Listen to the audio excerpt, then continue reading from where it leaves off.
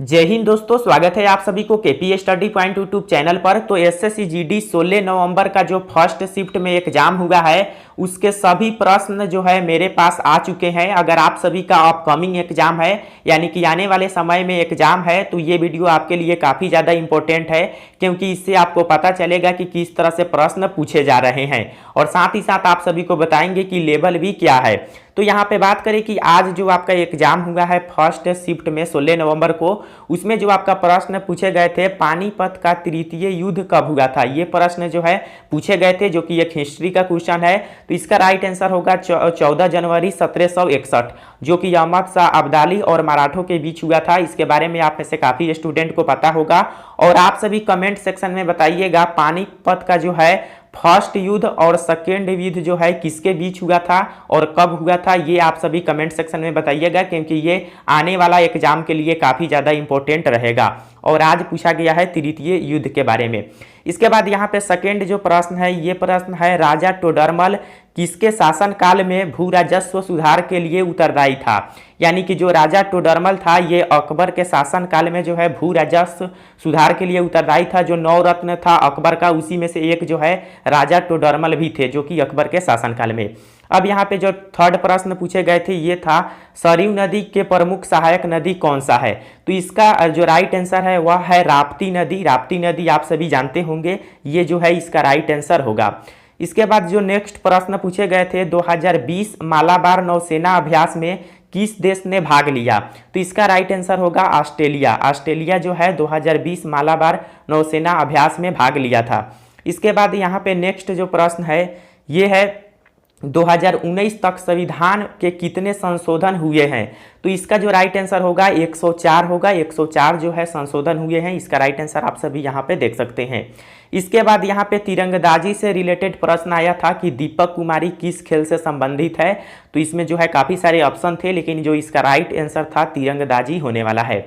इसके बाद यहाँ पे नेक्स्ट प्रश्न की बात करें तो इनमें से कौन से नदी पाकिस्तान से गुजरती है और लेह लद्दाख में मिलती है, ये प्रश्न पूछे गए थे, जिसका राइट आंसर होगा सिंधु नदी यानी कि सिंधु रिवर। इसके बाद यहाँ पे बात करें जो नेक्स्ट आपका प्रश्न पूछे गए थे स्वच्छ भारत मिशन 2.0 कब शुरू हुआ था। तो इसका राइट आंसर होगा, आप सभी को बता दें, 1 अक्टूबर 2021। 1 अक्टूबर 2021 इसका राइट आंसर होने वाला है। इसके बाद यहाँ पे नेक्स्ट जो सवाल था कमल परमार्थ एंड यमुना का पर्यायवाची शब्द, ये जो है प्रश्न आज पूछे गए थे। इसके अलावा जल में H2 एंड O2 का अनुपात क्या है। तो इसका राइट आंसर होगा 2:1। इसके अलावा आप सभी यहाँ पर देखेंगे कि जो आपका नेक्स्ट प्रश्न आया था आंख लगना मुहावरा का अर्थ क्या है। तो नींद आना या झपकी आना, ये जो है इसका राइट आंसर होता है। तो आप सभी यहाँ पर देख सकते हैं। इसके बाद जो नेक्स्ट प्रश्न पूछे गए थे सहकारी समिति का संबंध किस अनुच्छेद से है। तो 43B भाग 4 के अंतर्गत जो है ये अनुच्छेद आता है, आप सभी को पता होगा सहकारी समिति रिलेटेड। इसके बाद जो नेक्स्ट प्रश्न था अमरावती टाइगर रिजर्व कहाँ है। तो इसका राइट आंसर महाराष्ट्र है, जो कि काफ़ी इजी क्वेश्चन है, आप सभी को पता होगा। इसके बाद जो नेक्स्ट प्रश्न पूछे गए थे करेंट अफेयर से है नीरज चोपड़ा टोक्यो ओलंपिक में कितने मीटर भाला फेंक गोल्ड मेडल जीते थे। तो इसका राइट आंसर 87.58 मीटर जो है इसका राइट आंसर होगा, जो कि टोक्यो ओलंपिक में गोल्ड मेडल जीते थे नीरज चोपड़ा, जो कि 87.58 मीटर जो है भाला फेंके थे। इसमें जो आप सभी देखेंगे कि नेक्स्ट जो प्रश्न है 61वां संविधान संशोधन किससे रिलेटेड है। तो इसका जो आप सभी आंसर कमेंट सेक्शन में बताइएगा, इसका आंसर भी आप सभी को पता होगा। तो इसके बाद जो नेक्स्ट प्रश्न पूछे गए थे चेराव नृत्य किस राज्य का नृत्य है। तो इसका राइट आंसर मिजोरम होगा। इसके बाद यहाँ पे जो प्रश्न पूछे गए थे विटामिन ई का रासायनिक नाम क्या है। तो टोकोफेरॉल जो है इसका राइट आंसर होता है। और विटामिन डी, इसके अलावा जितने भी विटामिन है उन सभी का भी नाम आपको, विटामिन ए, इन सभी का नाम भी आपको याद कर लेना है, क्योंकि ये आने वाला एग्जाम के लिए काफ़ी ज़्यादा इंपॉर्टेंट रहेगा। भारत के सबसे ऊंची चोटी कौन सा है। तो इसके बारे में भी काफ़ी स्टूडेंट को पता होगा, कंचनजंगा 8586 जो है इनका ऊंचाई है, इतना मीटर जो है। इसके अलावा जो प्रश्न आया था, सर्वप्रथम भारत रत्न अवार्ड किसे मिला था, तो इसका राइट आंसर आप सभी कमेंट सेक्शन में बताइएगा। और दोस्तों इसके अलावा मैंने आप सभी को जो फर्स्ट वीडियो बनाए थे इसके पहले, उसमें मैंने आप सभी को मैथ के बारे में बताए थे कि मैथ में कहाँ से प्रश्न पूछे गए थे। तो अगर आप सभी चाहते हैं कि मैथ और रीजनिंग का भी मैं वीडियो बनाऊं तो कमेंट सेक्शन में बताइएगा।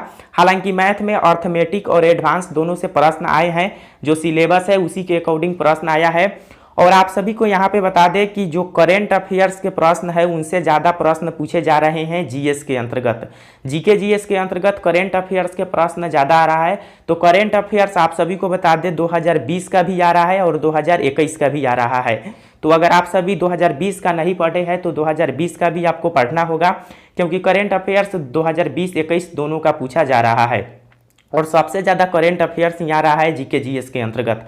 हालांकि जो आपका मैथ सब्जेक्ट है इसके अंतर्गत जो सिलेबस है उसी से प्रश्न आ रहे हैं। रीजनिंग के अंतर्गत भी सिलेबस के अकॉर्डिंग आपका प्रश्न आ रहे हैं। हिंदी के जो जितने भी प्रश्न आ रहे हैं वो काफ़ी ज़्यादा इजी है। हिंदी के प्रश्न आप सभी आसानी से सॉल्व कर सकते हैं। लेकिन जो आपका यहाँ पे जीके जीएस है और ये जो है थोड़ा हार्ड हो जा रहा है, क्योंकि इसमें करेंट अफेयर्स जो है ज़्यादा शामिल कर दिए गए हैं। तो करेंट अफेयर्स काफ़ी स्टूडेंट को पता नहीं होता है, क्योंकि करेंट अफेयर्स आपको प्रतिदिन पढ़ना पड़ता है। और करेंट अफेयर्स अगर आप पहले से पढ़ रहे हैं अच्छे से तो आपको तो याद होगा, लेकिन जो नहीं पढ़े हैं उनको जो है पढ़ना होगा, क्योंकि 2020 का भी पूछ रहा है, 2021 का भी आ रहा है। ऐसा नहीं है कि 2021 से ही केवल आ रहा है, 2020-21 दोनों से आ रहा है। तो आई होप आप सभी समझ गए होंगे। और आप सभी का कोई भी सवाल है कमेंट सेक्शन में बताइएगा। दोस्तों ये जितने भी प्रश्न है अगर आप सभी एग्जाम दिए हैं तो आप सभी बताइए कि कितना जो है आपका सही हुआ है। फिर मिलते हैं नेक्स्ट वीडियो में, तब तक के लिए जय हिंद, वंदे मातरम।